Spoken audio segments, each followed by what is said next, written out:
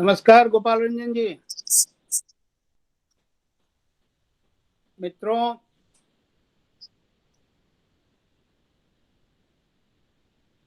देखिए, आज साहित्यिक पत्रकारिता अंक 10 में आप सबका स्वागत है। जैसा कि आप लोगों को मालूम होगा कि हम लोग साहित्यिक पत्रकारिता पर पूरे शब्द के साथ प्रोग्राम करते आ रहे हैं और आज उसका 10वां अंक है। इस बार जो पत्रिकाएं हमने चुनी हैं उनमें अरुण शीतांश के संपादन में आरा से निकलने वाली पत्रिका देशज है। आधारशिला को चुना है जिसके संपादक हैं दिवाकर भट्ट, वो हल्द्वानी से जुड़ेंगे। दुनिया इन दिनों को भी हमने इस बार रखा है जिसके प्रधान संपादक सुधीर सक्सेना भोपाल से जुड़ेंगे। उसके बाद हमने 2 पत्रिकाएं रखी हैं। एक है मुक्तांचल और दूसरा है सृजन सरोकार। इन दोनों पत्रिकाओं के ऋणु विशेषांक आए हैं। पिछले 1 साल से ऋणु पर काम हो रहा है और बहुत काम हुआ है, तो कई पत्रिकाओं ने ऋणु पर विशेषांक निकाले हैं। इस बार हमने 2 को रखा है। मुक्तांचल, जिसके अतिथि संपादक हैं युवा आलोचक मृत्युंजय पांडे, कोलकाता से जुड़ चुके हैं। और सृजन सरोकार, जिसके संपादक गोपाल रंजन जी हैं, वो अभी शायद इलाहाबाद में है, वहां से जुड़े हैं, हम लोगों के साथ हैं। तो इस तरह से इस परिचर्चा में जो लोग भाग लेंगे, अरुण शीतांश हैं, दिवाकर भट्ट अभी आए नहीं हैं, मृत्युंजय पांडे हैं, गोपाल रंजन जी हैं और हमारे मित्र कौशल किशोर जी हैं। मुक्तांचल और सृजन सरोकार के पहले के अंकों पर भी हमने प्रोग्राम किया है। आज उनको जोड़ने का मुख्य आशय यही है कि ऋणु विशेषांक वो लेकर आए हैं। साहित्यिक पत्रकारिता दरअसल हमने शुरू किया लिखावट में यह प्रोग्राम ऑनलाइन, क्योंकि हम संपादकों के श्रम को, उनके मेहनत को सेलिब्रेट करना चाहते हैं। लेखकों के बारे में तो बातें होती रहती हैं, लेकिन संपादकों के प्रयासों को, उनके श्रम को, उनकी कोशिशों को, उनके इनिशिएटिव को हम उस तरह से नहीं लेते हैं। एक समय था जब लघु पत्रिका आंदोलन शुरू हुआ और उसमें संपादकों को सेलिब्रेट किया जाता रहा। एक समय में लघु पत्रिका आंदोलन के साथ 103 पत्रिकाएं उसमें जुड़ी हुई थी, उसके मेंबर थी, लेकिन पता नहीं अब वो आंदोलन कहीं बिखर गया, आंदोलन चला गया या कहीं होगा सुप्त अवस्था में। लेकिन संपादक तो उसी तरह मेहनत कर रहे हैं, उसी तरह पत्रिकाएं निकाल रहे हैं। वैचारिकता है, साहित्य है, लोगों को जोड़ने की और लोगों से जुड़ने की आकांक्षाएं हैं, तो उन आकांक्षाओं पर हमें बात करनी चाहिए, ऐसा हम महसूस करते हैं। तो मैं कभी लेखक और संपादक अरुण शीतांश से आज की गोष्ठी हम शुरू करना चाहते हैं।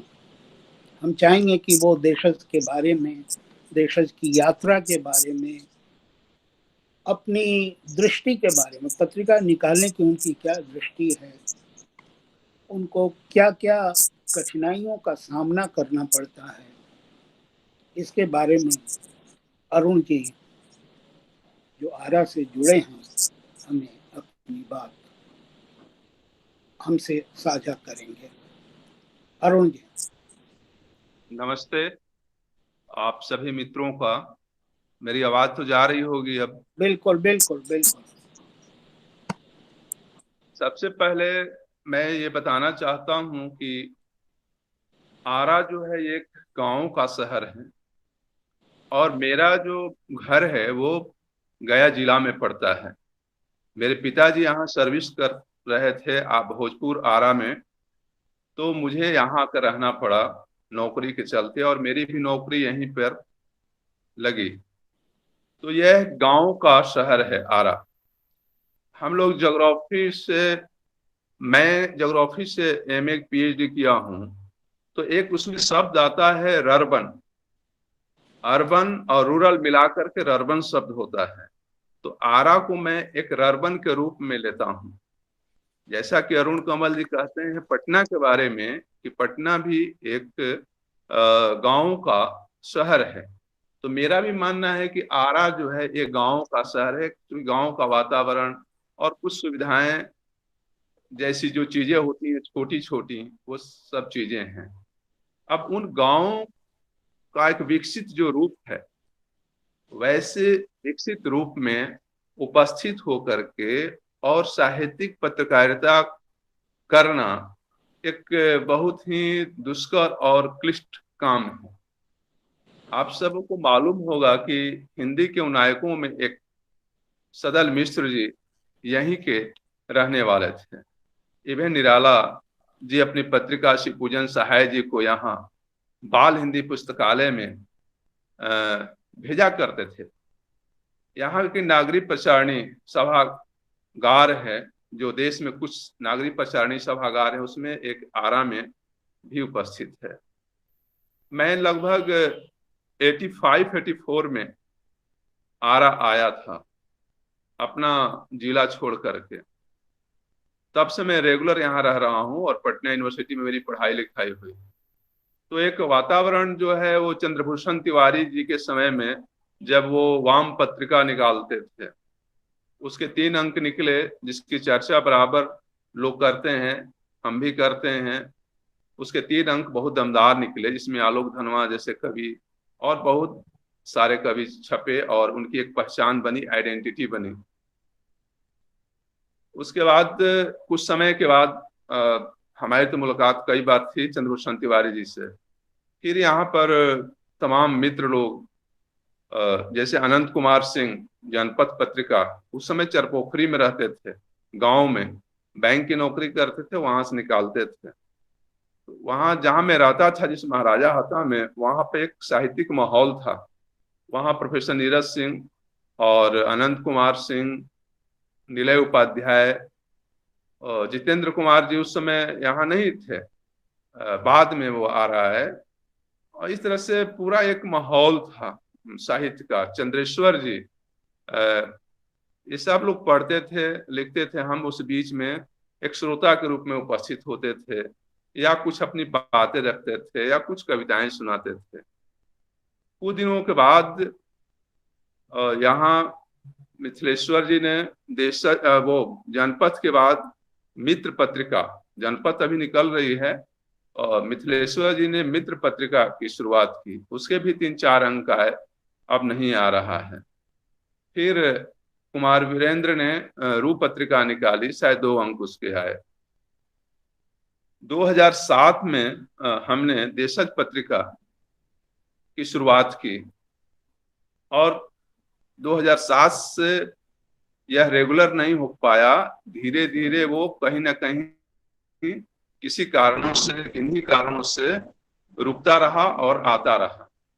और यह एक प्रोग्राम के तहत सूरीनाम और हॉलैंड के कुछ साहित्यकार आए थे। यहाँ एक प्रोग्राम नागरिक प्रचारणी में हमने करवाया था, विदेशिया के तहत। भिखारी ठाकुर का जो विदेशिया है उसके तहत, उसी बैनर के तहत एक प्रोग्राम हुआ था, जिसका सहयोग गोविंद बल्लभ पंत सामाजिक शोध संस्थान ने किया था। उसी में देशज पत्रिका का पहला अंक लॉन्च हुआ था।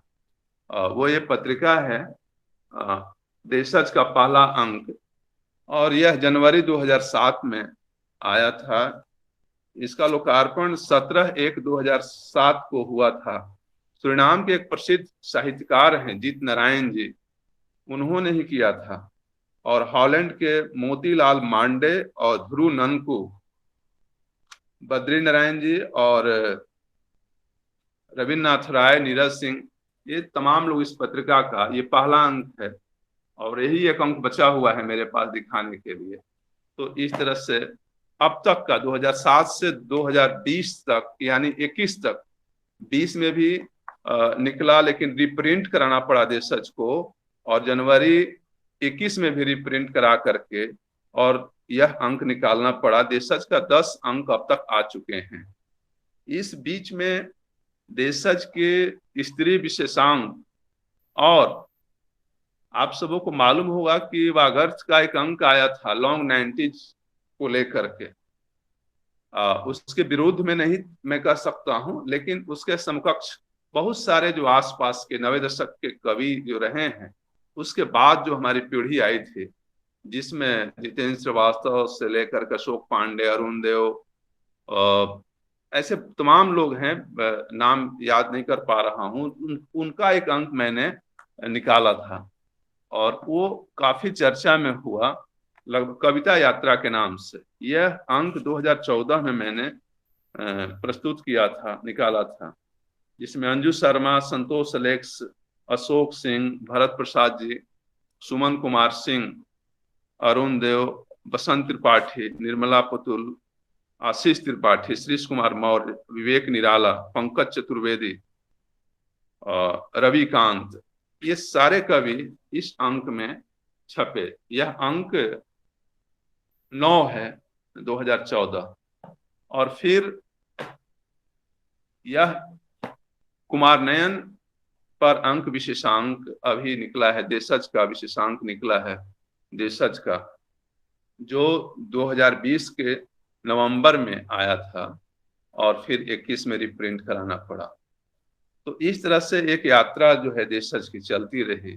और स्त्री विशेषांक, जिसमें कि रचनाओं की कमी नहीं थी। मूलतः मेरी जो पत्रिका है, मेरी नहीं हमारी शब्द का प्रयोग करें मिथिलेश जी, कि यह पत्रिका जो है मुख्य रूप से कविता की पत्रिका है, आलोचना की पत्रिका है, यह कहानी की पत्रिका नहीं है। आलोचना उपन्यास की या कहानी की वह लेख छपते हैं, आलोचनात्मक लेख, लेकिन सीधे तौर पर उपन्यास का अंश या उपन्यास, कहानी या कहानी का अंश यह प्रकाशित नहीं होता है मेरी पत्रिका में। ये एक दृष्टि को लेकर के हमने काम किया कि मैं केवल कविता और आलोचनात्मक लेख, चाहे जिस विधा पर हो, मैं उसको लेकर के प्रकाशित करूंगा, और कुछ समीक्षाएं। तो इस तरह से एक आइडेंटिटी शुरू में बनाने की कोशिश की और बहुत जल्दी इसकी पहचान बन गई। तो मुख्य रूप से तो इसका 11 अंक होना चाहिए, लेकिन हम इसको नवंबर और दिसंबर मिला करके, फरवरी मिला करके इसको 10 ही अंक मानते हैं देशज का।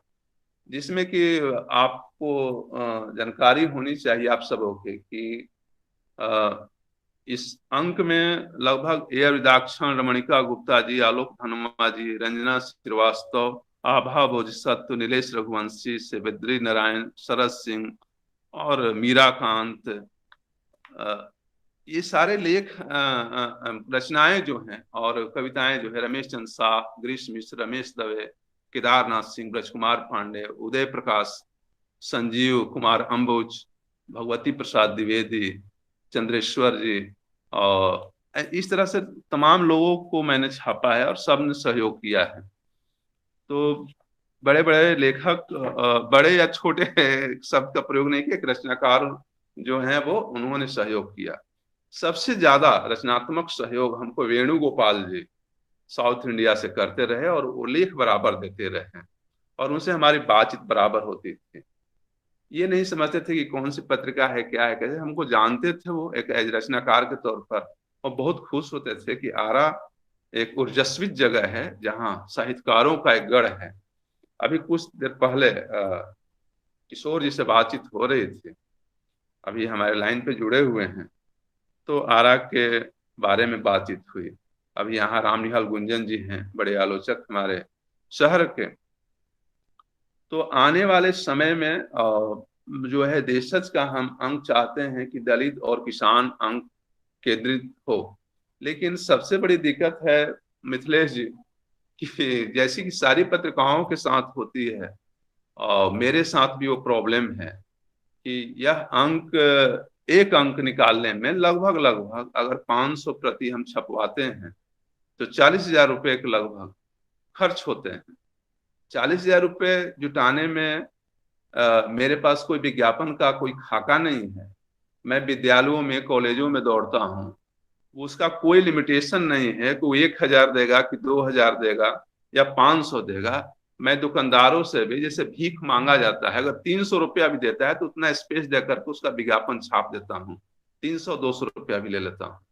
कई कई बार ऐसा हुआ कि हम अपने वेतन से, पत्रिका तो छप गई लेकिन भेजने के लिए पैसे नहीं रहे, तो अपने वेतन से मैंने रजिस्ट्री पोस्ट सारे लेखकों को, सारे पत्रिकाओं को, तमाम लोगों को मैंने भेजा। ये एक आर्थिक संकट जो है। दूसरा है कि हमारे पास कोई टीम नहीं है। मैं रचना मंगाता हूँ, रचना को छांटता हूँ, रचना को सिलेक्ट करता हूँ, फिर देता हूँ, फिर प्रूफ चेक करवाता हूँ, करता हूँ, दोनों काम, फिर उसको एक्यूरेट करके, करेक्ट करके और रेक्टिफाई कर करके तब उसको फाइनल करके मैं देता हूँ, और तब लिफाफे ला करके उसको बांधना और गाड़ी से ले जाके RMS में डाक टिकट लगा करके छोड़ना, ये तमाम काम मैं अकेले करता हूँ। कई कई पत्रिकाओं के एक टीम है, एक समूह है या व्यवसाय है। हमारे लिए पत्रिका एक जीवन है, हमारे लिए पत्रिका एक प्राण है, प्राण तत्व है। हमारा कोई इससे कोई लाभ हानि की बात नहीं है। एक शौक और एक जुनून मेरे मन में शुरू से रहा कि एक पत्रिका की शुरुआत करूं, और यह सफलता देशज के 10 अंक तक आकर के मिली है। मिली तो पहले ही से थी, लेकिन इस बार थोड़ा ज्यादा रिस्पांस मिला, क्योंकि ये देशज का कुमार नयन पर जो विशेषांक जो निकला है, ये लगभग आपको 112 पृष्ठ का है, और ये आप किताब के रूप में भी कुमार नयन पर ये पत्रिका आ रही है, क्योंकि उन्हीं पर विशेषांक है। कुमार नयन जी के बारे में थोड़ा सा मैं बताना चाहता हूँ, क्योंकि आपके मन में सवाल होगा कि कुमार नयन पर ही आपने क्यों इस पत्रिका को केंद्रित किया। मैं ये बताना चाहता हूँ सर, कुमार नयन एक सोशल एक्टिविस्ट और सोशल मीडिया से बहुत दूर और प्रचार प्रसार से बिल्कुल अलग रहने वाले व्यक्ति हैं। वहाँ एक ज्योति प्रकाश लाइब्रेरी है बक्सर में, आरा से 60 किलोमीटर दूर बक्सर में वो रहते हैं, और हर दिन झोले लेकर के घूमते फिरते रहते हैं, सामाजिक कामों में लगे रहते हैं। एक अच्छे गजलकार हैं, अच्छे गजलकार हैं, अच्छे कथाकार हैं। युवा कथा हंस से सम्मानित किया गया था। उसके बाद वो उनकी एक अभी हाल में किताब आई है, मैं नाम भूल रहा हूँ, राजकमल की किताब आई है, कविता की किताब आई है। बेहतरीन कवि हैं, और पहला कविता संग्रह उनका था वो पांव कटे बीम, जिसका ब्लर्ब डॉक्टर खगेन ठाकुर ने लिखा था। उसके बाद कई किताबें इनके पास मौजूद हैं।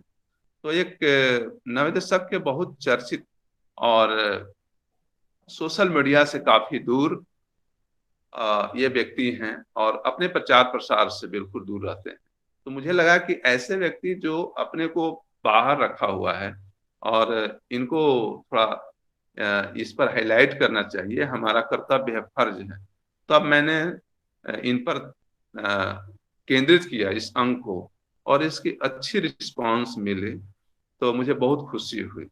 अब आगे किसान अंक और दलित अंक जो मैं निकालने जा रहा हूँ, उसकी तैयारी हो रही है, लेकिन घर फूंक तमाशा देख वाली बात है कि फिर पैसे के जुगाड़, चूंकि कोरोना का 1 साल जो ये क्रम लगा रहा, इसने बहुत बर्बाद कर दिया, और एक सिस्टम जो चल रहा था उसको तोड़ दिया है। अब मुझे नहीं लग रहा है कि इस साल कोई देशज का अंक आ पाएगा, लेकिन फिर भी मैं प्रयास में हूँ, और धीरे धीरे काम चल रहा है, कर रहा हूँ। तो इतनी ही सी बात है। अब आगे मौका मिलेगा तो मैं कुछ और कहना चाहूंगा। फिलहाल तो मुझे इतना ही कहना है सर। शुक्रिया, आपने समय दिया।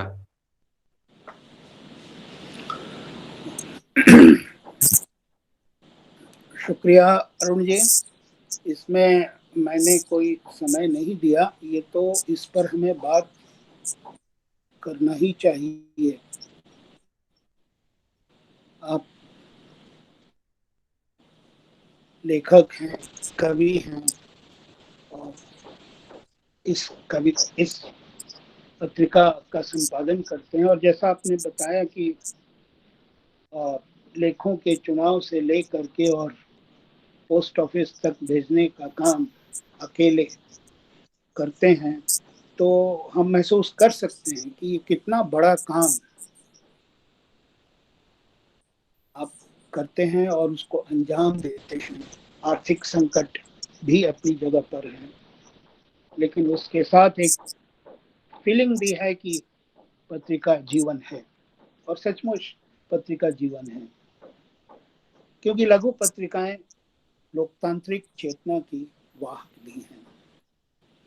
ये भाषा को भी बचाती हैं, बोलियों को बचाती हैं, लोगों की चेतना जागृत करती हैं। सबसे बड़ी बात है कि लोगों के बीच जब पत्रिका निकलती है तो उस प्रोसेस से भी काफी लोग कहीं ना कहीं महसूस करते हैं, जुड़ते हैं। तो एक बहुत बड़ा काम ये है, और जो आप गांव के शहर आरा में कर रहे हैं, इसकी चर्चा तो होनी ही चाहिए थी। हमने चर्चा को देर की, लेकिन चलिए एक एक करके हम पत्रिकाओं की ओर जा रहे हैं। तो अब इसी कड़ी में हम देखते हैं कि आगे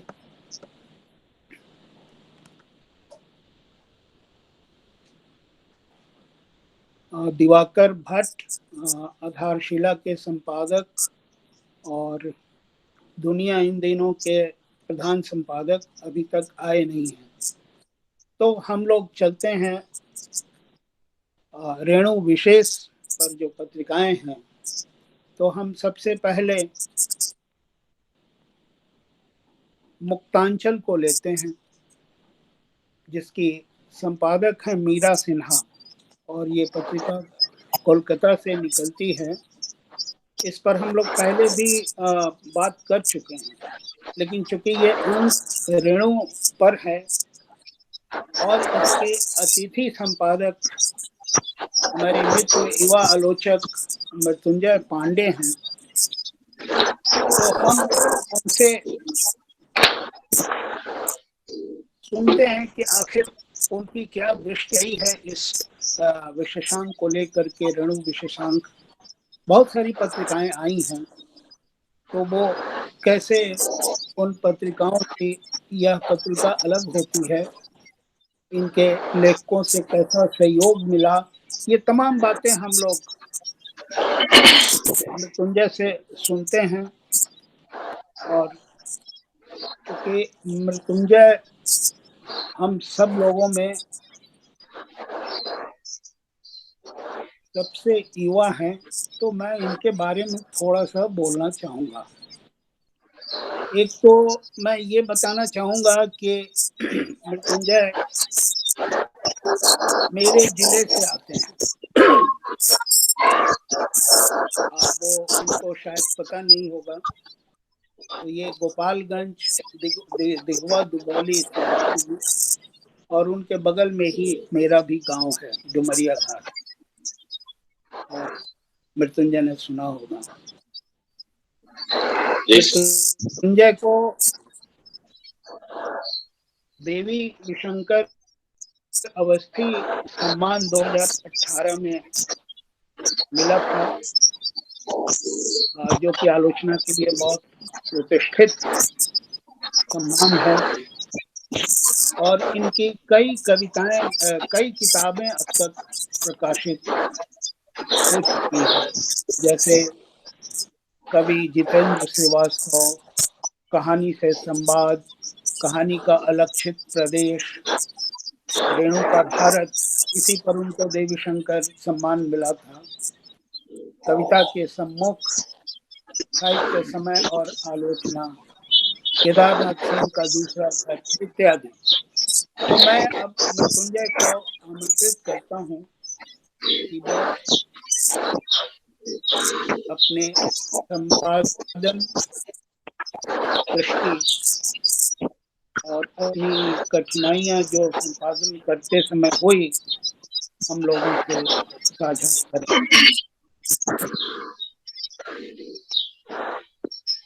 मृत्युंजय।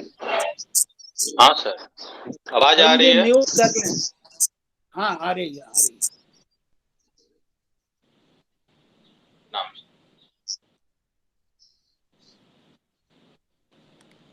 आदरणीय मिथिलेश श्रीवास्तव जी, अरुण सितांश जी, गोपाल रंजन जी, कौशल किशोर जी और दिवाकर सिन्हा जी भी, वो भी जुड़ेंगे, शायद आए नहीं। मुक्तांचल के रेणु विशेषांक पर बात करने से पहले मैं थोड़ी सी बात रेणु पर करना चाहता हूँ, क्योंकि रेणु विशेषांक पर बात हो रही है तो थोड़ी बातचीत रेणु पर भी होनी चाहिए। रेणु आजादी के बाद के सबसे सचेत और चौकन्ने साहित्यकार के रूप में आए। जनमानस राजनीतिक आजादी के साथ साथ सामाजिक, आर्थिक और सांस्कृतिक आजादी का भी स्वप्न देख रही थी। उसे उम्मीद थी कि आजादी के बाद सबको भरपेट भोजन मिलेगा, काम मिलेगा, और शहरीकरण और उद्योग धंधों की बेहिसाब विवेकहीन विकास प्रक्रिया ने इन ग्रामीण लोगों का जीवन बद से बदतर कर दिया। इन परिवर्तनों के कारण हर तरफ, हर जगह सब कुछ टूट एवं बिखर रहा था। एक ओर जनमानस के सपने टूट रहे थे, तो दूसरी ओर भारतीय राजनीति में भ्रष्ट और आवारा लोगों का प्रवेश हो रहा था। आजादी के बाद देश का विभाजन हुआ, जनमानस के सपने टूटे, राष्ट्र राज्य का निर्माण हुआ, भारतीय राजनीति में गुंडा बदमाश लोगों का प्रवेश हुआ, लोक कला और लोक संस्कृति का विघटन हुआ। अपने युग के अप्रतिम साहित्यकार रेणु पहली बार आजाद भारत के इस बदले हुए मिजाज को प्रमुखता से चित्रित करते हैं। उनका साहित्य स्वतंत्र भारत की विसंगति और विडंबनाओं का ऐतिहासिक दस्तावेज है। रेणु आजाद भारत के मिजाज को व्यक्त करने वाले पहले साहित्यकार ठहरते हैं। उन्होंने पहली बार भारतीय गांवों को नई आंखों से देखा। हिंदी कथा साहित्य में परंपरा से चली आ रही गांव की छवि या रूप को खंडित किया। रेणु के गांव में गंध है, रूप है, स्पर्श है, स्वाभाविकता है, जिंदादिली है, सुंदरता है, ताजगी है, नवीनता है, तो कुरूपता भी कम नहीं है। गांव की अच्छाई और बुराई के साथ वे कथा की दहलीज पर हाजिर होते हैं। रेणु एक जगह कहते हैं, किसी भी पार्टी में दमखम नहीं है कि जमीन के सवाल को लेकर लड़ाई लड़े। नहीं किसानों और भूमिहीनों को किसी के कार्यक्रम पर भरोसा है। आज देश में नए कृषि कानून के विरोध में किसानों का आंदोलन चल रहा है। किसानों का कहना है कि नए कृषि कानून के इस किसानों को और भूमिहीनों के किसानों का कहना है कि सरकार इस कानून को निरस्त करे, और सरकार है कि पीछे हटने का नाम नहीं ले रही। सरकार की इस जिद ने कई किसानों की जान ले ली है। ठंड और बारिश की मार को झेलते हुए कई दिनों तक सिंधु बॉर्डर पर आंदोलन करते रहे। उनका यह भी कहना है कि नया कृषि बिल जो है मंडियों को खत्म कर देगा, निजी कंपनियों को बढ़ावा देगा, इससे उनकी फसल का उचित मूल्य नहीं मिलेगा। समय के साथ महंगाई और बढ़ेगी। किसानों की यह लड़ाई सिर्फ उनकी नहीं है, ये हमारे और आपके लिए भी लड़ रहे हैं। रेणु का मानना था कि देश की वास्तविक ताकत जो है वो किसान और मजदूर है, लेकिन आज इनकी ही दशा शोचनीय हो गई है। यही सबसे अधिक पीस रहे हैं। उनका एक रिपोर्टाज है, नए सवेरे की आशा। वे इस रिपोर्टाज में करोड़ों करोड़ों शोषितों, पीड़ितों, मेहनतकशों की भूखी अतड़ियों, सूखी हड्डियों, खाली दिमाग और निराश दिल में हरकत पैदा करने की, गति लाने की कोशिश करते हैं। रेणु का चुन्नी दास सरकार की सच्चाई को उजागर करते हुए कहता है, बेवधा जाल पसारा रे हिरना, बेवधा जाल पसार। यहाँ बेवधा सरकार को कहा गया है और हिरन देश के भोले भाले किसानों को, जनता को वे मुंह से गांधी का नाम उच्चारते हैं और मौका मिलते ही गला भी काटते हैं। किसान मजदूर सरकार द्वारा बिछाए गए जाल को देख तो लेते हैं पर उससे उबर नहीं पाते। रेणु का एक किसान आजाद भारत की स्थिति को बताते हुए कहता है, मिला नहीं है अन्न पेट भर, नहीं देह पर साबित बस्तर, बेदखली अब भी जारी है। कृषि और किसानों की दुर्दशा की वजह यह है कि रेणु की यह पंक्ति है, डुबाया उसने कश्ती को जिसे हम नाखुदा समझे। हमारे यहाँ कभी कहा जाता था, उत्तम खेती मध्यम बान, निकृष्ट चाकरी भीख निदान। अर्थात सबसे अच्छी खेती है, फिर व्यापार और अंत में नौकरी, और इनमें से कुछ भी ना मिले तो भीख मांगकर गुजारा करो। इस लोक कहावत में नौकरी को महत्व नहीं दिया गया, लेकिन आज यह परिभाषा उलट गई है। खेती करने वाले किसान आज नौकरी की तलाश में दर बदर भटक रहे हैं। उनके लिए आज खेती ही निकृष्ट होती जा रही है। उससे इतनी भी उपज नहीं हो रही कि वे अपने परिवार का भरण पोषण कर सके। मैं अपनी बात कुछ कुछ टुकड़ों में कहूंगा रेणु पर कि पिछले कुछ सालों से गांधी और नेहरू खूब चर्चा में है। चर्चा की कई वजहें हैं, मैं इस वजह में न जाकर मैं इस बात की ओर ध्यान आकर्षित करना चाहता हूं कि रेणु ने अपने लिए नेहरू को नहीं गांधी को चुना। यह सच है कि शुरू में रेणु नेहरू और उनके विकास मॉडल से जरूर प्रभावित थे, लेकिन कुछ ही दिनों बाद उनका नेहरू से मोह भंग हो जाता है।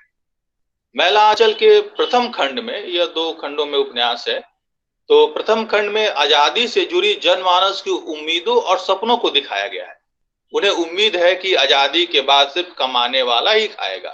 उसमें एक स्लोगन है, जो जोतेगा सो बोएगा, जो बोएगा सो काटेगा, जो वह बांटेगा। यह भारतीय सोशलिस्ट पार्टी का नारा था। और गांधी जी का नारा क्या है उसमें, जो मैला आंचल में दिया गया है, जो पहने सो काते, सो काते सो पहने।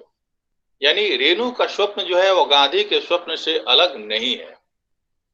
रेणु भी गांधी की तरह ही भारत का विकास गांवों से करना चाहते थे। इसलिए वे मेरीगंज जैसे देहात में चरखा सेंटर खुलवाते हैं। पर आजादी के बाद गांधी जी द्वारा स्थापित चरखा सेंटर टूट जाते। चरखा सेंटर टूटने का दुख रेणु को अत्यधिक था। वे उसे सिर्फ गांधी जी का नहीं मानते थे। उनका कहना था कि चरखा को केवल मैंने यह नहीं समझा यह गांधी जी का है, वरन यह समझा कि घर में कुदाल, खुरपी, हल वगैरह की तरह चरखा भी हमारे जीने का सामान है। चरखा ग्रामीण लोगों के लिए खेती के समान था। गांधी जी की भाषा में कहें तो विधवाओं का मित्र और सहारा था। मैला आंचल की मंगला देवी गांव की औरतों से कहती है, चरखा हमार भतार पूत, चरखा हमार नाती, चरखा के बदौलत मोरा दुअरा झूले हाथी। गांधी और रेणु के सपनों के भारत से बहुत भिन्न है आज का भारत। आजादी के बाद गांधी और रेणु का प्यारा भारत खो गया। रेणु की राजनीतिक चेतना तीक्ष्ण थी, पार्टी की सक्रिय राजनीति छोड़ने के बाद भी वे साहित्य में राजनीतिज्ञ ही रहे। राजनीति उनके लिए दाल भात थी। लाभ और लोभ की राजनीति से उन्हें घोर नफरत थी। यही कारण है कि 72 वाले चुनाव में वे निर्दलीय उम्मीदवार के रूप में लड़ते हैं। रेणु को कई पार्टियों ने टिकट देना चाहा था, लेकिन उन्होंने सभी अवसरों को ठुकरा दिया। वे इस सच्चाई को अच्छी तरह जानते थे कि चाहे कोई भी पार्टी क्यों न हो, वह बुद्धिजीवी को बहुत दिनों तक बर्दाश्त नहीं कर सकती। मौका मिलते ही वे उसे दल मुक्त कर देते। वे चाहते हैं कि लोग पहले अपनी बुद्धि पार्टी के पास गिरवी रख दें, और रेणु ऐसा कर नहीं सकते थे।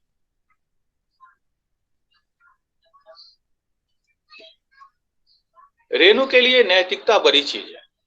वे अपनी शर्तों पर जीते हैं। यही कारण है कि काफी लंबा समय राजनीति को देने के बाद वे साहित्य की ओर मुड़ जाते हैं।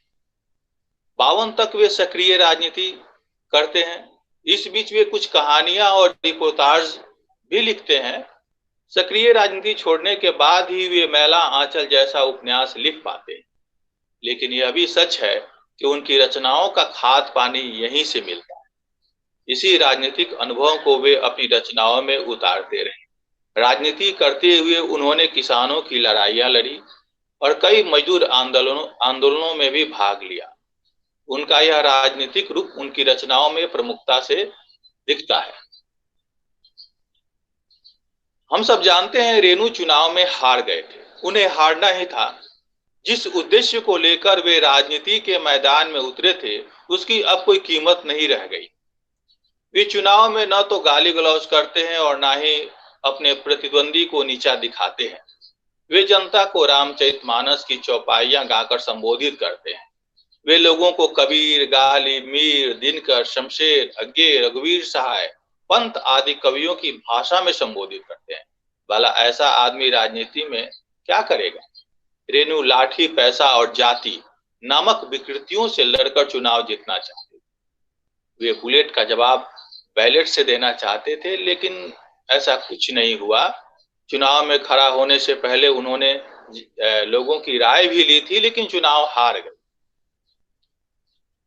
एक बात की तरफ मैं यहाँ ध्यान आकर्षित करना चाहता हूँ। मैला आंचल में रेणु गांधी के विचारों को लेकर चलते हैं। वामन दास गांधी का ही प्रतिरूप लगता है। और 72 के चुनाव में भी उन्हें गांधी याद आते हैं। यानी जीवन के जब रचना वो लिख रहे थे, पहला उपन्यास मैला आंचल, तब भी उन्हें गांधी याद आते हैं, और जब 72 में चुनाव लड़ रहे हैं तब भी उन्हें गांधी याद आते हैं। वे कहते हैं, मुझे उम्मीद है कि इस चुनाव अभियान के दौरान कहीं ना कहीं मरे हुए वामन दास से मेरी मुलाकात हो जाए। अर्थात वह विचारधारा जो वामन दास पालता था अभी भी सुख नहीं पाई। यदि रेणु चुनाव जीतते तो शायद वे गांधी के सपनों को साकार करने की कोशिश करते, यद्यपि यह उनके लिए इतना आसान भी नहीं होता। खैर, रेणु के जो गांधी है वो तुलसी के नहीं कबीर के नजदीक है। वैसे गांधी जी ने अपने लिए तुलसी को चुना था राम की वजह से, लेकिन रेणु का मानना है कि कबीर के बाद गांधी जी ने साधारण जनता को ही सबसे अधिक जगाया। गांधी ने ही उन्हें झकझोरा। इस संदर्भ में रेणु एक और महत्वपूर्ण बात कहते हैं।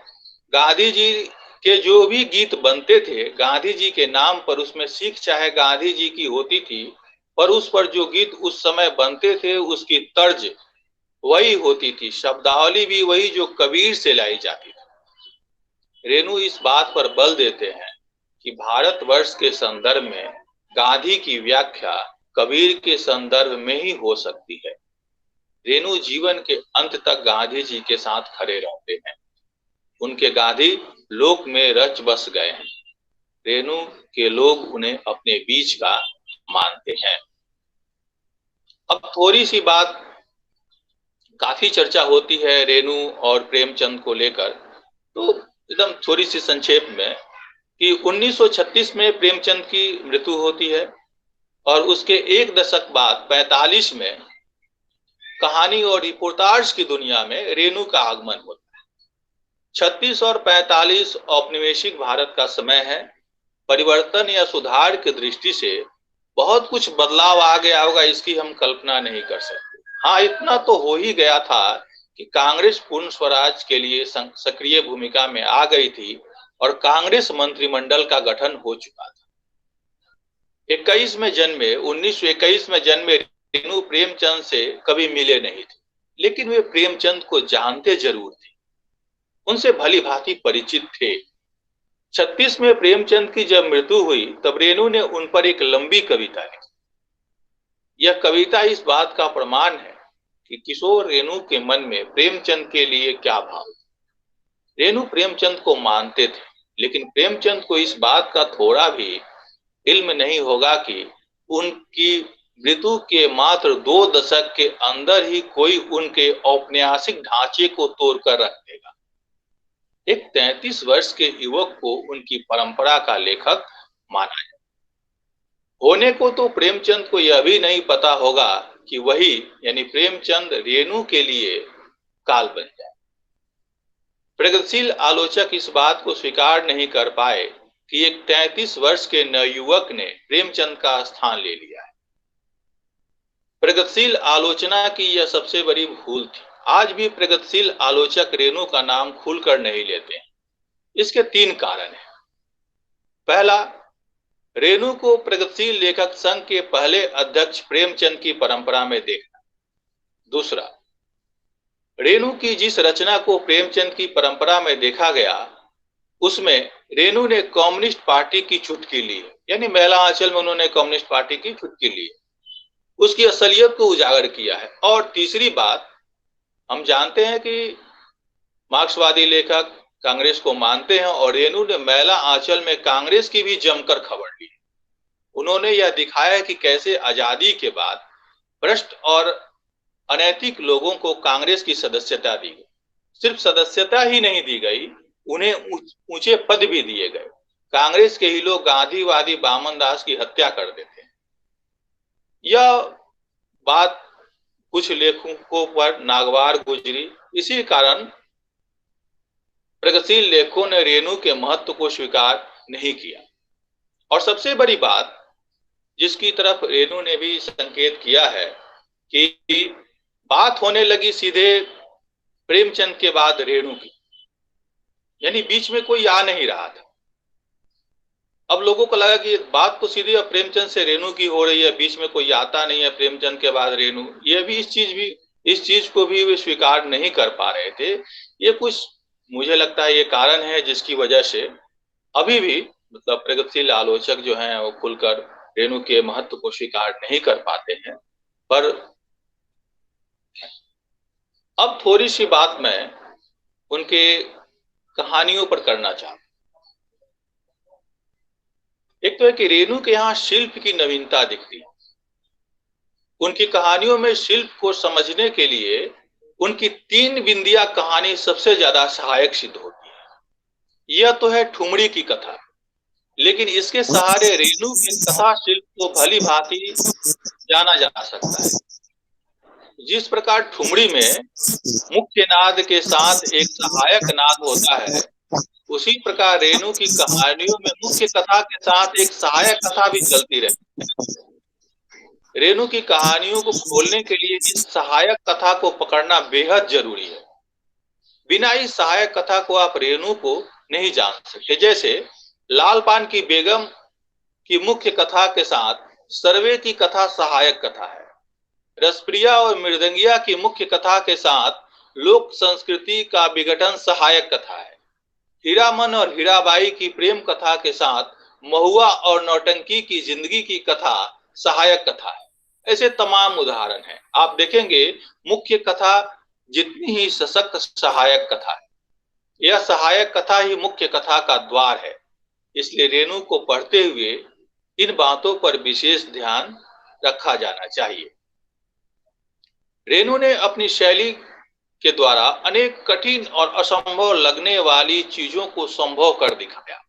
रेणु को आप यंत्रकार, मिस्त्री, कारीगर, कलाकार, मृदंगिया, संगीतकार, वादक, साहित्यकार कुछ भी कह सकते हैं। साहित्य की दुनिया में आने से पहले वे सबकी दीक्षा लेकर आते। यदि यह कहा जाए कि साहित्य की दुनिया में उनसे पहले और बाद में न तो कोई ऐसा कलाकार हुआ और न संगीतकार, तो कुछ गलत ना होगा।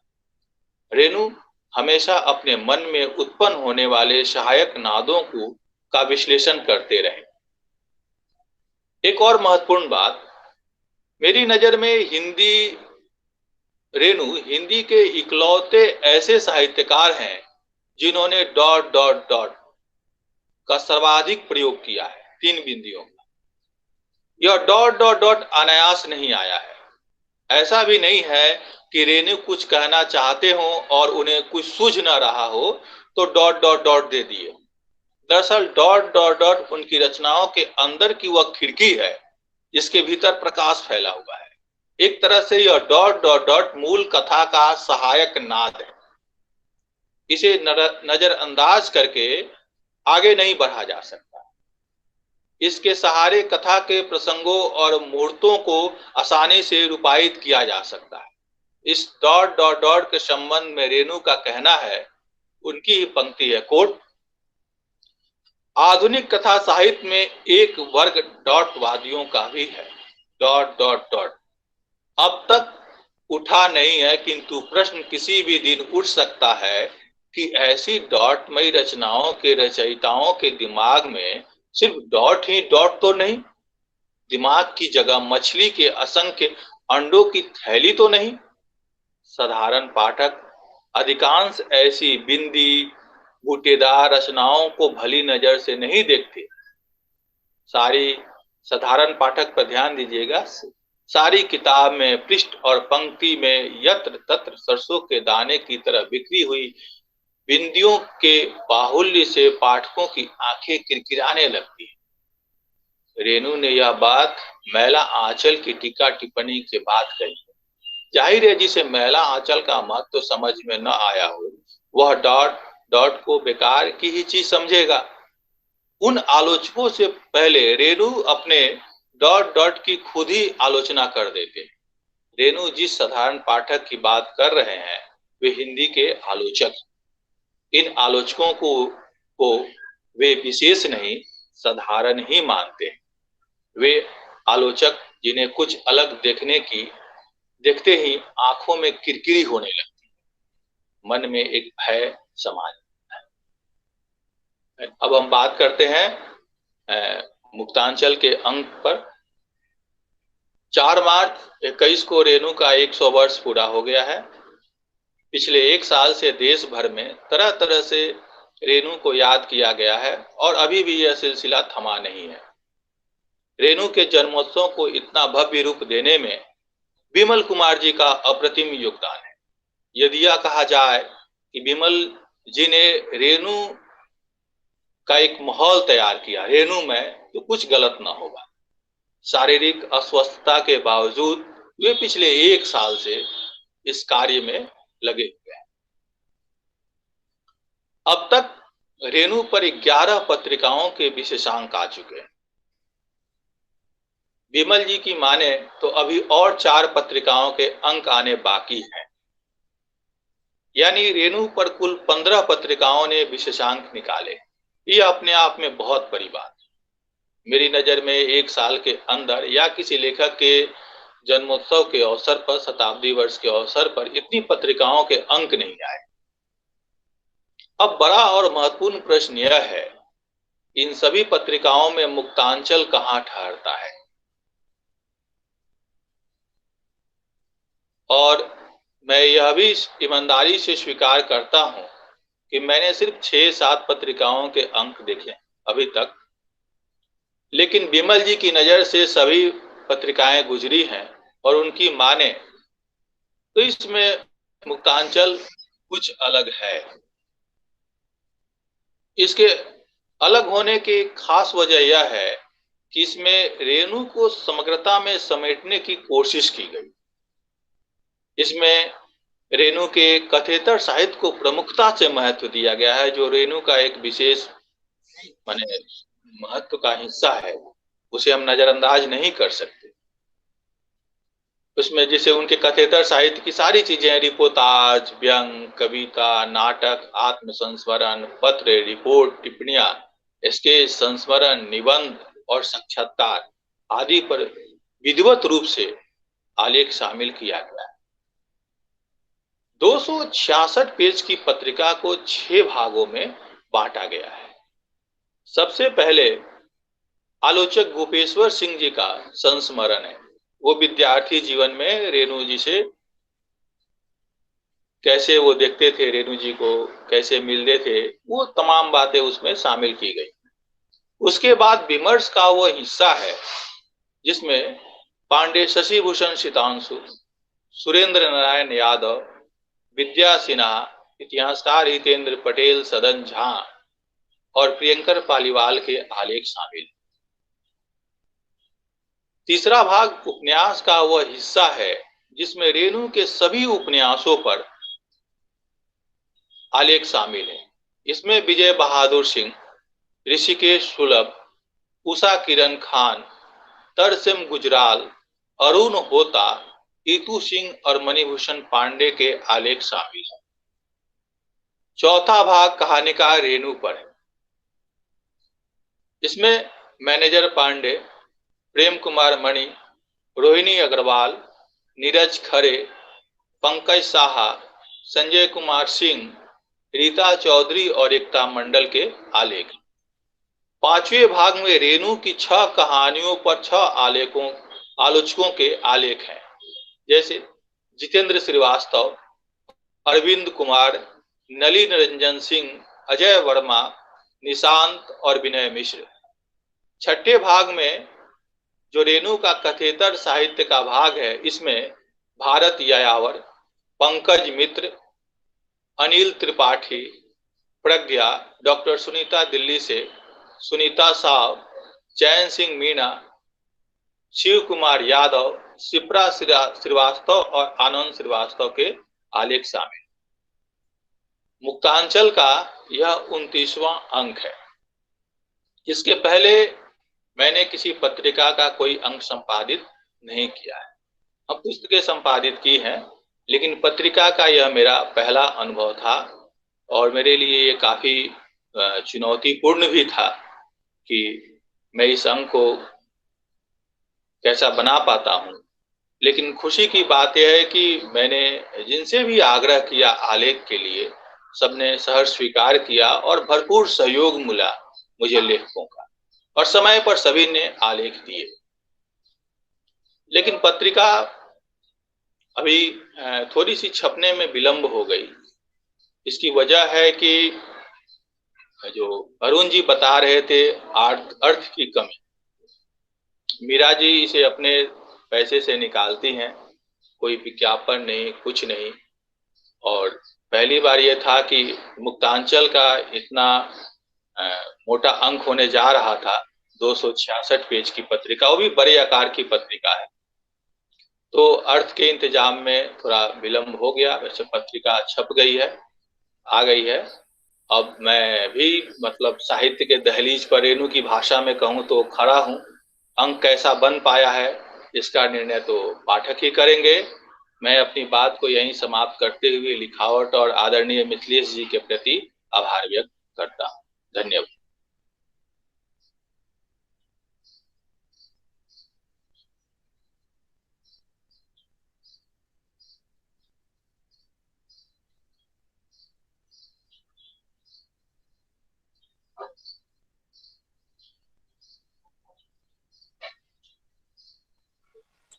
मिथिलेश जी, मिथिलेश जी,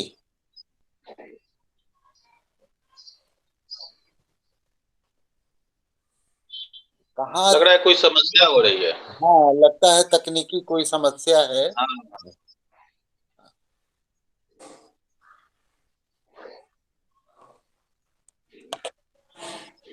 मिथिलेश जी, आवाज म्यूट है उनका। हाँ, म्यूट में है। तो हम लोग इस क्रम को आगे बढ़ाते हैं और मृत्युंजय जी ने काफी विस्तार में पहले तो रेणु पर उनकी साहित्य यात्रा, संघर्ष यात्रा, जीवन यात्रा पर बात रखी, और उसके बाद मुक्तांचल जो अंक है, रेणु पर केंद्रित अंक, उसके बारे में, और एक परिचयात्मक टिप्पणी भी रही कि विमल कुमार जी की पहल से, इनकी पहल जो रही है वो रेखांकित करने वाली बात है, और करीब 11 पत्रिकाएं अब तक आ चुकी हैं और 4 और आने वाली हैं। तो अ, इस संकट के समय, कोरोना में जिसने कि पत्र पत्रिकाओं के प्रकाशन को बाधित किया, और ऐसे समय में रेणु को याद करना एक विशिष्ट घटना मैं समझता हूँ। और और रेणु को याद करना सिर्फ औपचारिकता नहीं है, जैसा कि मृत्युंजय जी ने बहुत साफ गोई के साथ अपनी बातें रखी है। और उस संदर्भ में भी कि वर्तमान का जिन सवालों को रेणु की आजादी के बाद उठते रहे, वो सवाल भी आज भी मुंह बाए खड़े हैं। तो इसलिए जब हम रेणु को याद करते हैं, तो स्वाभाविक तौर पर हम आज के समय में भी याद करते हैं, और उस संदर्भ में भी हम रेणु को देखते हैं, उनकी जर्नी, उनकी यात्रा, उनके जीवन, उनके संघर्ष, उनके साहित्य के साथ। तो मैं समझता हूँ कि इस बातचीत के क्रम को सृजन सरोकार के हमारे संपादक गोपाल रंजन जी, क्योंकि सृजन सरोकार भी वह पत्रिका है जिसने रेणु पर केंद्रित यह विशेष अंक प्रकाशित किया है। वैसे सृजन सरोकार ने कई महत्वपूर्ण अंक इस दौरान निकालते रहे हैं कुछ वर्षों में। उसी कड़ी में मैं इस अंक को भी देखता हूँ, और इस संदर्भ में गोपाल जी, और मुझे लगता है कि मिथिलेश जी आ गए हैं। और हाँ, तो मिथिलेश जी, मैंने कुछ तकनीकी लग रहा था कि कुछ तकनीकी गड़बड़ी, और इसीलिए आप म्यूट हैं, तो मैंने फिर जी आप गोपाल रंजन जी को आमंत्रित करिए। आमंत्रित किया है, आप चाहें तो हेलो हेलो, आवाज आ रही है? जी जी आ रही। अच्छा, नमस्कार मिथिलेश जी, कौशल जी और मित्रों। हमारी दूसरी या तीसरी मुलाकात है पत्रिका पर चर्चा को लेकर। और जहाँ तक लिखावट की बात है, इतनी इतने अच्छे कार्यक्रम हो रहे हैं, और मिथिलेश जी का प्रयास इतना महत्वपूर्ण है आजकल, खास करके इस कोरोना काल में, कि इसकी जितनी तारीफ की जाए कम है। मैं अब ज्यादा कुछ न कहकर सीधे सृजन सरोकार के रेणु विशेषांक पर आना चाहूंगा। रेणु विशेषांक ऐसे समय में निकला है जब समस्याओं की कमी नहीं, खास करके कोरोना के कारण जो बड़ी समस्याएं आई हैं, प्रेस की आर्थिक रूप से तमाम बाधाएं आई हैं, उसमें कोई विशेषांक निकालना बहुत ही मुश्किल काम है, और ये सारे लोग महसूस करते हैं। मैंने अभी मृत्युंजय जी को सुना, रेणु पर विस्तार से उन्होंने बात की। अरुण श्रीकांत जी ने लघु पत्रिकाओं के आर्थिक पक्ष पर बात की। लघु पत्रिकाओं का आर्थिक पक्ष अब ऐसा नहीं रहता है जो जिससे कोई वाकिफ न हो। आज से नहीं, बल्कि जब से लघु पत्रिकाओं का जन्म हुआ है या इसकी चर्चा शुरू हुई है, तब से ये पत्रिकाएं आर्थिक रूप से जूझती रही हैं, हम भी जूझ रहे हैं। लेकिन जो सबसे महत्वपूर्ण बात है वह है पाठकों की कमी। पाठक धीरे धीरे हट रहे हैं। और मेरी समझ में यह बात नहीं आ रही है कि जब फेसबुक पर या सोशल मीडिया पर आदमी जाता है तो लगता है कि अ, लोगों को आज की स्थिति परिस्थिति से, आज के समाज से, आज के समस्याओं से गहरा सरोकार है। लेकिन जमीन पर ऐसा कुछ नजर नहीं आता।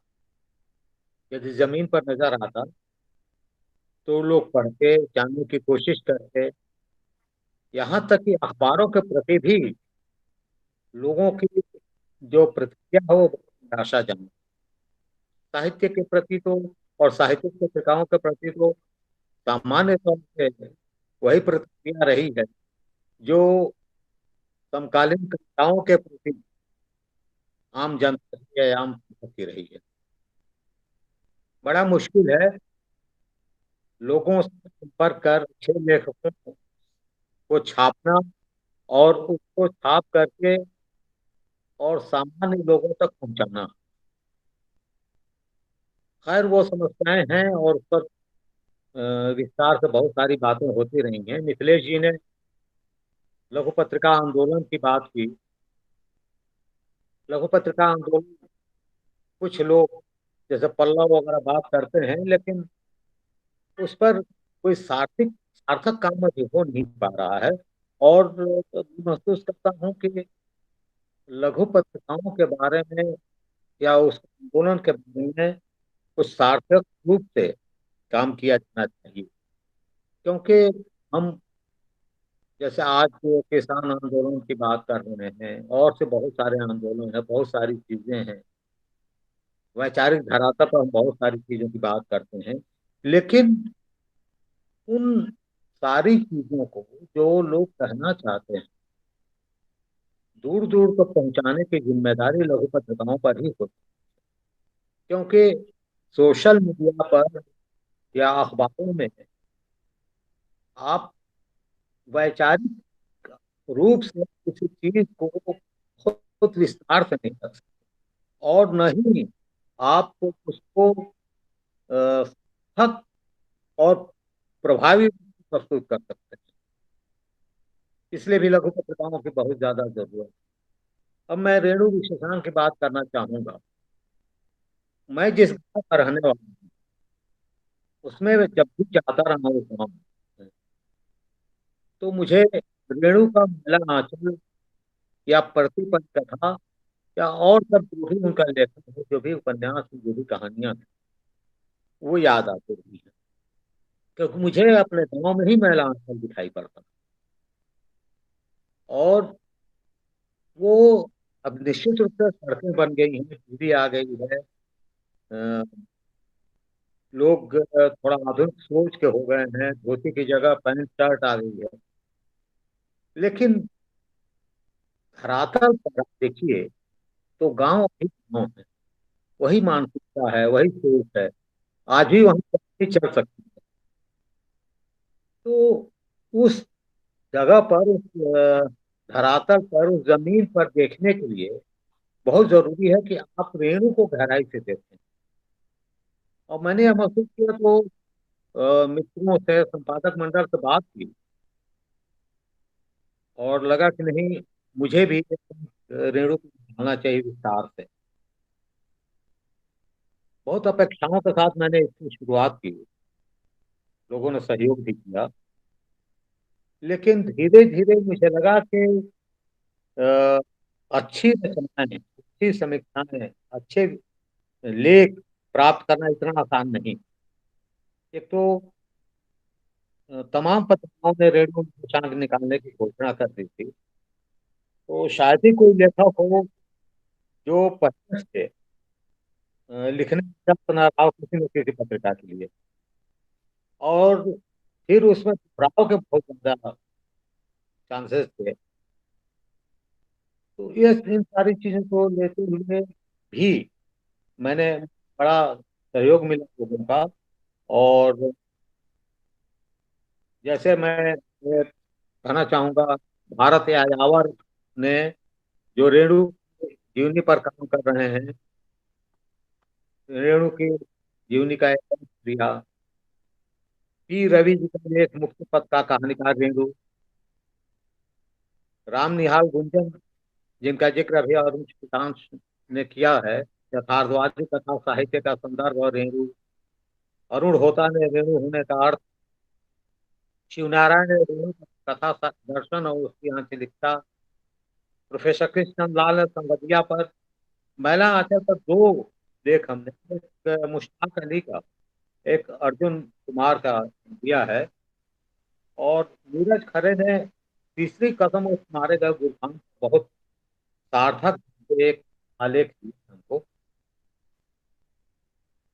कुमार वीरेंद्र ने इलाहाबाद से रेणु के संबंधों का एक सार्थक विवेचन किया है। तो ठाकर सिंह रिपोर्टाज में बोलते बतियाते रेणु, स्वप्निल श्रीवास्तव ने रेणु की भाषा पर बात की है, अरविंद त्रिपाठी ने हमारे समय में रेणु की आवाज, ये और सारे हैं, काकोली गोराई हैं, कुमारी उर्वशी हैं, मयंक भार्गव हैं। इस तरह से 22 आलेख हमको मिले और हमने इन्हें प्रकाशित किया। हालांकि मैं, मेरी अपेक्षा के अनुरूप यह अंक नहीं बन पाया, मैं यह स्वीकार करता हूँ। मेरा मन था कि इसमें रेणु के सारे पक्षों को, जितनी कहानियां हैं इनकी, जितने उपन्यास हैं, जितने कथेतर साहित्य है, उन पर अलग अलग बात की जाए। ऐसा हो तो नहीं सका, लेकिन संपूर्णता में देखने की कोशिश की है हमने रेणु को। और जिन लोगों ने भी लिखा है, गहराई से महसूस करते हुए रेणु। तो इस लिहाज से मैं कहूंगा कि सृजन सरोकार का यह जो रेणु विशेषांक है, पत्रिका साइज में 136 पेज का यह अंक है, और काफी अच्छी सामग्री इसमें आई है। तो कुछ हद तक मैं संतुष्ट हूँ इसको लेकर के। और सबसे बड़ा संतोष, सबसे बड़ी संतोष की बात यह है कि आज यह अंक हिंदुस्तान के कोने कोने में पहुंच चुका है, और अधिकतर दुकानों से यह अंक हो गया, खत्म हो गया है, बिक गया है। यह इस अंक की सफलता है। कई पुस्तक विक्रेताओं ने, पत्रिका विक्रेताओं ने दोबारा इसको मिलना है, और मैंने कोशिश की है ज्यादा से ज्यादा जगहों तक पहुंचाने की। इस अंक के निकालने में सबसे ज्यादा दुष्कर मेरे लिए हुआ जब यह पता चला कि जिस प्रेस में मेरी पत्रिका छपती थी वह प्रेस बंद हो गया। मुझे नए सिरे से सारी चीजें तलाश करनी पड़ी, बात करनी पड़ी, और इस अंक को निकालने में मुझे 2 महीने की देर हुई। हालांकि इन सारी चीजों के बावजूद 2-3 पत्रिकाएं जो पहले आई, उनमें सृजन सरोकार शामिल है। पिछले दिनों इसको लोगों ने अपने संज्ञान में लिया। ये अभी मेरे लिए अच्छे 3 साल हुए इस पत्रिका को निकलते हुए, और मेरी कोशिश हमेशा रही है कि नियमित रूप से इसको निकालें। यह 12वां अंक है, अक्टूबर दिसंबर अंक। तो इस लिहाज से मैं मानूंगा कि हम सारे, हमारे सहयोगियों, मैं उसमें शामिल करता हूँ, इन सारे लोगों के मेहनत का फल है कि इतनी समस्याओं, इतनी बाधाओं के बाद बावजूद निकल रही है। यह तो मेरे पाठक बताएंगे पत्रिका कैसी निकली है, लेकिन जो भी इसके लेखक, जिन लोगों ने भी सहयोग किया है, उनके लेखों, समीक्षाओं को पढ़ने के बाद मुझे लगा कि उन्होंने तबीयत से रेणु पर लिखा है, रेणु को महसूस किया है। कहीं भी यह कागजी नहीं लगता, यह लगता है कि उन्होंने इस पर अधिक ढंग से विचार करके, विश्लेषण करके अपने लेख प्रस्तुत किए। मैं इस सारे लोगों का आभार व्यक्त करता हूँ कि बहुत कम समय मैंने दिया था और उसमें भी लोगों ने परिश्रम करके, और एक साथ 3 पत्रिकाओं के लिए लिखना था उन लोगों को, 2-2, 3-3 पत्रिकाओं के लिए। उसके बावजूद कुछ ऐसे मित्र हमारे जरूर रहे कि जिन्होंने अपनी अस्वस्थता के कारण या कुछ अन्य कारणों से लेख नहीं दिया। मुझे उम्मीद है कि अगला अंक निकलेगा, उसमें उन लोगों का सहयोग रहेगा। मैं अधिक नहीं कहते हुए बस इतना कहूंगा कि हमको आज के दौर में यह जरूर कोशिश करनी चाहिए कि ऐसे समय जबकि साहित्यिक पत्रिकाएं गायब हो रही हैं, दिखाई नहीं पड़ रही हैं, और खास करके मैं एक बात बताऊं आपको, का जिक्र करना चाहूंगा। मैं दिल्ली यूनिवर्सिटी के बुक स्टॉल पर गया और मैंने पाया कि 2-3 पत्रिकाएं ही उसके पास। उसमें मेरी पत्रिका का नाम बनारस गांधी था। मैं यह भी जिक्र करना चाहूंगा कि जो 11 पत्रिकाओं का लोकार्पण हुआ गांधी शांति प्रतिष्ठान में, उसमें 3-4 पत्रिकाएं ऐसी रही जिनको देखने के बाद मुझे लगा कि मैं, इसमें कोई दो राय नहीं है, मैं बहुत अ, पूरी ईमानदारी से स्वीकार करता हूँ कि मुझे लगा कि वो वे पत्रिकाएं मुझसे काफी बेहतर है।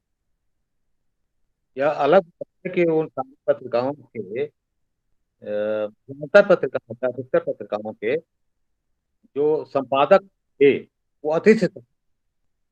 उन लोगों ने परिश्रम किया, जैसे अ, बनास जंग है, ये संवेद,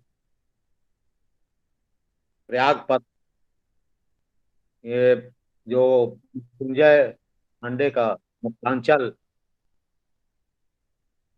ये माटी विमल कुमार ने, रेणु के लिए जो 1 साल पूरे तरह से, मैं भी कुमार का जिक्र करना चाहूंगा जो मृत्युंजय जी ने किया जिक्र। विमल कुमार ने रेणु को लेकर बहुत परिश्रम किया, एक आंदोलन की तरह एक साथ चलाया। इसके बावजूद कि कोरोना ने लोगों का निकलना दुभर कर दिया, दुभर क्या बंद कर दिया, जीवन जैसे एकदम शांत हो गया था। ऐसे समय में विमल कुमार ने हिमाचल के माध्यम से एक आंदोलन के रूप में रेणु को याद किया, लोगों के सामने रेणु को रखा। या एक मुझे बात थोड़ी सी खटकी, जब ये लोकसभा का कार्यक्रम रखा गया था तो प्रधानमंत्री के काफिले के आने के कारण वह बाधित हुई और बीच में ही रुक गए। मुझे लगा कि, मैंने जिक्र भी किया, हालांकि लोगों का अलग अलग हो सकता है, लेकिन मुझे लगता है कि अ, इन साहित्यिक कार्यक्रमों पर भी सत्ता का एक तरह से आतंक हो जाता है। मैं ये नहीं कहता कि प्रधानमंत्री हैं, जा रहे हैं तो उनकी सुरक्षा की व्यवस्था नहीं की जानी चाहिए, लेकिन यह भी देखा जाना चाहिए उन जो भी व्यवस्था कर रहे हैं, जो भी सारी चीजें देख रहे हैं, प्रशासन है, कि साहित्य से जुड़े या इस तरह के लोगों को भी, लेखक और संपादक या इस तरह के लोग भी जहाँ जुट रहे हैं, उनको भी अपनी बात कहने का अवसर मिले। उनके लिए भी कुछ ऐसी व्यवस्था की जाए कि वो बीच में अपनी बात कहने से रोक न दी। खैर, यह तो बात है। साहित्य राजनीति की तुलना में आज के जमाने में कोई अस्तित्व नहीं रखता। न लेखक रखते हैं, न संपादक रखते हैं। वो तो हाशिए के जीव हो गए। फिर भी हमारी कोशिश ये होनी चाहिए कि हम इन सारी चीजों के खिलाफ संघर्ष करें, अपने अस्तित्व की रक्षा के लिए लड़ें। और यह तभी हो सकता है जो साहित्य से जुड़े लोग, वो खास करके जो सक्षम हैं, वो साहित्यिक पत्रिकाओं, लघु पत्रिकाओं के लिए जुटे हैं। उनके लिए ये भी हो सकता है, क्योंकि लघु पत्रिकाएं निकालने वाला व्यक्ति अपना सब कुछ पत्रिका पर ही निर्भर कर देता है। और ये कोई बहुत बड़ी बात भी नहीं है, और इस पर कोई चिंता भी करने की बात नहीं है, क्योंकि पत्रिका निकालने वाला यह जानता है कि पत्रिका कैसे निकलेगी और पत्रिका के लिए हमें क्या करना है।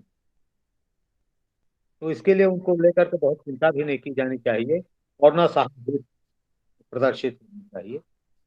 लेकिन आखिर पहुंचेगी पत्रिका से, यदि हम जिनके लिए पत्रिका निकाल रहे हैं उन तक ही पत्रिका में पहुंचे, तो पत्रिका निकालने का उद्देश्य क्या है, सार्थकता क्या।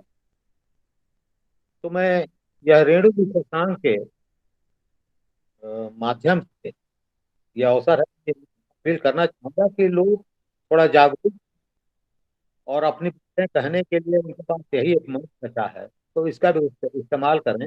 क्योंकि सोशल मीडिया से बातें लोगों तक पहुंच सकती हैं, लेकिन उन बातों में स्थायित्व नहीं होता।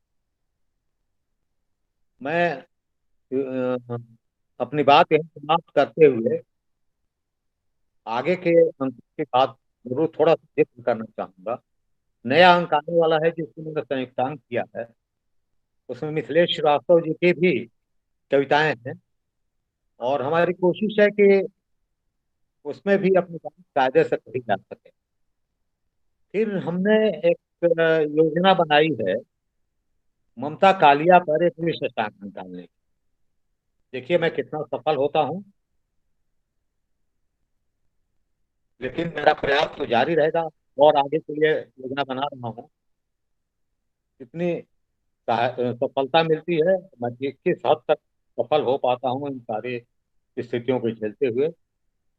बस मिथिलेश जी और सारे मित्रों का आभार, बहुत बहुत धन्यवाद।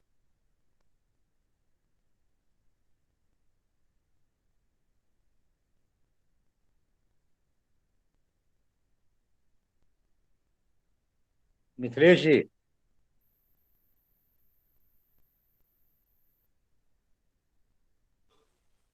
मिथिलेश जी कहाँ हैं आप? मिथिलेश जी, लगता है कुछ तकनीकी हाँ, गड़बड़ी हो दिक्कत गई हो गई। है। हाँ,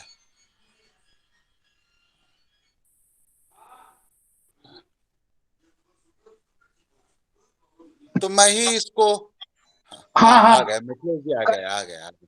करें। जी जी।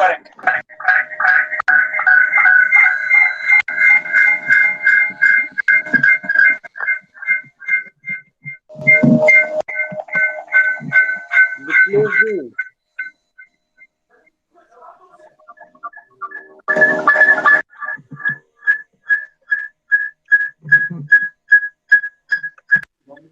हाँ हाँ।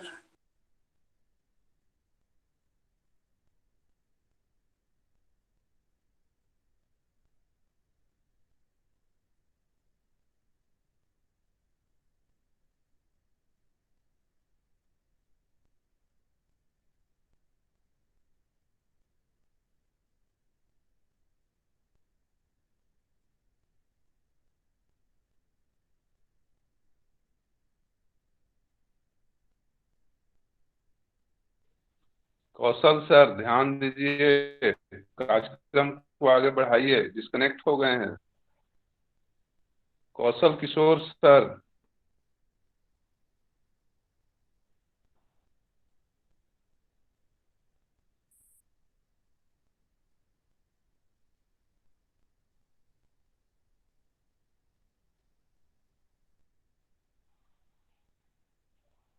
मिथिलेश सर।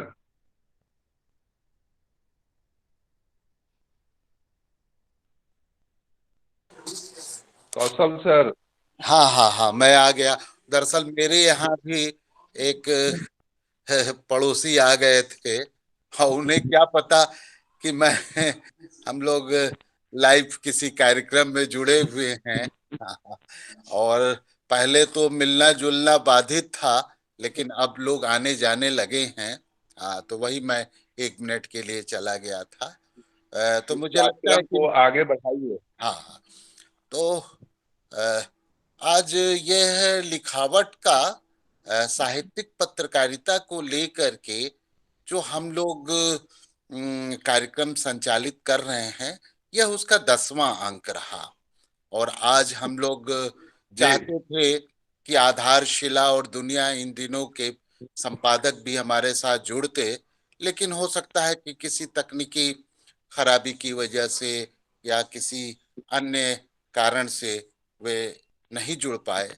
लेकिन फिर भी आरा से अरुण शीतांश जी, देशज पत्रिका के संपादक, मुक्तांचल के रेणु विशेषांक के संपादक मृत्युंजय पांडे जी, और हमारे बहुत अत्यंत प्रिय मित्र साथी गोपाल रंजन जी, सृजन सरोकार पत्रिका के संपादक जुड़े, मिथिलेश जी, और भी अन्य साथी जो इस गोपाल सर को कार्यक्रम में जुड़े, नमस्ते। उन सभी को मैं लिखावट की ओर से और अपनी ओर से धन्यवाद ज्ञापित करता हूँ।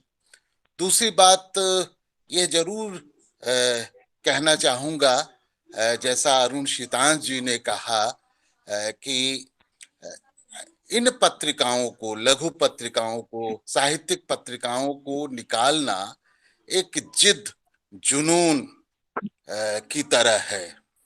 और इसमें अगर आपने अपने जीवन का हिस्सा इन्हें आपने नहीं बनाया तो ऐसी पत्रिका निकल नहीं सकती। भले ही यह 70 के दशक में जो लघु पत्रिका आंदोलन रहा, वह आंदोलन भले ना हो, लेकिन उस आंदोलन की ही वह ऊर्जा है, वह ताकत है, जिसकी वजह जो इन पत्रिकाओं को जिंदा रखे है। और लोग चाहे 40,000 भी खर्च करना पड़े, अपना अपने वेतन से लगाना पड़े, लोगों के सामने हाथ फैला करके मित्रों से सहयोग लेना पड़े, तो लोग सहयोग लेते हैं और पत्रिका निकालते हैं। और जो समस्याएं हैं, मुश्किलें भी बहुत हैं, और उन मुश्किलों के आगे भी वो सर नहीं झुकाते, बल्कि उससे संघर्ष करके आगे की राह बनाते हैं। तो हमने देखा भी कि इस दौर में बड़ी पत्रिकाएं बंद होती चली गई पिछले 2 दशक में, और आखिरी अभी पिछले दिनों कादम्बिनी भी बंद हो गई। कितनी विपरीत स्थितियां हैं कि कोरोना काल में पत्रिकाओं को निकालना, लोगों तक पहुंचाना, लेकिन ऐसे समय में भी रेणु पर केंद्रित करीब 1 दर्जन पत्रिकाओं के विशेषांक का निकलना, यह हमारे जिद और जुनून का ही नतीजा है। यह अपनी विरासत, अपनी धरोहर के प्रति जो हमारी प्रतिबद्धता है, जो नैतिक दायित्व हमारा है, हाँ, उसी का निर्वहन है। तो रेणु, जैसा मैंने शुरू में ही कहा कि रेणु पर अंक निकालना कोई औपचारिकता नहीं है। वास्तव में अपने समय में अपनी भूमिका को तय करना है कि हमारी भूमिका क्या होगी। और वे जो लोग हैं, प्रेमचंद हो, रेणु हो, मुक्तिबोध हो, नागार्जुन हो, केदार हो, ये हमारी विरासत है ना। हाँ, अभी पिछले दिनों त्रिलोचन और मुक्तिबोध का जन्म शती पर अंक निकले, कार्यक्रम हुए, और इस रेणु को लेकर के भी शिवमूर्ति के गांव में हम लोग गए, क्योंकि रेणु तो हमेशा इस बात को कहते थे कि हिंदी के लेखकों को जो जनता जनता की बात करते हैं तो उन्हें गांव की ओर जाना चाहिए, और इससे भी अच्छा है कि वे खान खदान की ओर जाना चाहिए। तो कुरंग जो शिवमूर्ति जी का गांव है, वहां पर हम लोगों ने कार्यक्रम आयोजित किया, और करीब हिंदी के और तमाम लेखक और संस्कृतिकार भी बड़ी संख्या में वहां जुटे, और एक अच्छी चर्चा हुई। तो मैं समझता हूँ लिखावट भी उसी दिशा में प्रयत्नशील है, क्रियाशील है और हमारी कोशिश उसी ओर है। तो हमारे साथी अरुण शीतांश जी, गोपाल रंजन जी, मृत्युंजय पांडे जी, मिथिलेश जी और तमाम मित्र जो इस मंच पर आए, मैं लिखावट की ओर से और अपनी ओर से एक बार फिर उन्हें शुक्रिया अदा करता हूं और इसी के साथ यह कार्यक्रम हम समाप्त करते हैं। धन्यवाद। बहुत बहुत धन्यवाद आप।